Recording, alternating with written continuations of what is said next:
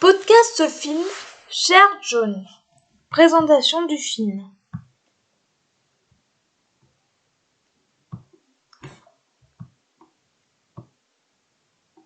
Le réalisateur est Lasse Hallström. Le scénariste est Jamie Linden.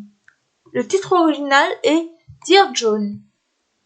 Les acteurs principaux sont Channing Tatum dans le rôle de John, Amanda Seyfried dans le rôle de Savannah, Richard Jenkins dans le rôle de Bill Tyree, le père de John, Henry Thomas dans le rôle de Tim Weldon, un ami de Savannah, et Brendan Reed dans le rôle d'Alan, le fils de Tim. Le film dure 105 minutes. Il est sorti le 31 mars 2010 et je lui ai mis la note de 9,5 sur 10. Je le conseille à tout le monde. Le résumé. John Tyree est un soldat des forces spéciales américaines en permission et Savannah Curtis est une étudiante idéaliste. Les deux personnages se rencontrent sur une plage et tombent amoureux l'un de l'autre. Bien qu'appartenant à deux mondes différents, une passion absolue les réunit pendant 2 semaines. John doit ensuite repartir en mission et Savannah retourne à l'université, mais ils promettent de s'écrire des lettres et leur amour ne fait que grandir.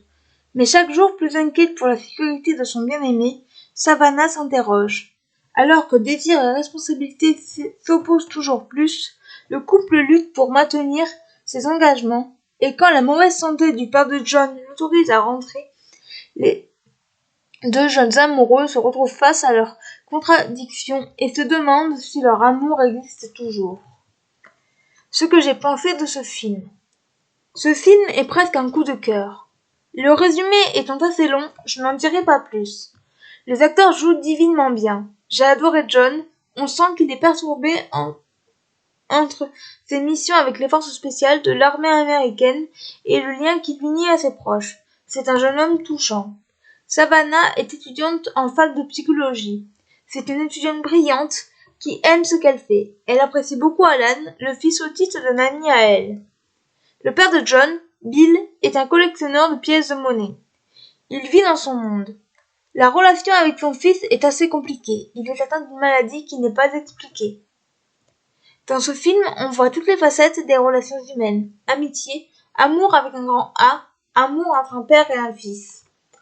Le contexte de la guerre en Afghanistan est présent et montre combien il est difficile d'avoir des relations quelles qu'elles soient dans ce contexte. La romance est très belle et pleine de bons sentiments. La femme est un peu déçue, voilà pourquoi ce n'est pas un coup de cœur. Je vous recommande ce film à 100%. J'ai aimé les personnages, le jeu des acteurs, les relations humaines existantes, le contexte de l'histoire, la romance. Je n'ai pas aimé la fin. Voilà, c'en est tout pour ce podcast. J'espère qu'il vous aura plu. N'hésitez pas à me donner vos avis et vos commentaires sur YouTube, à vous abonner à la chaîne. Et je vous retrouve très bientôt pour un nouveau podcast. Ciao!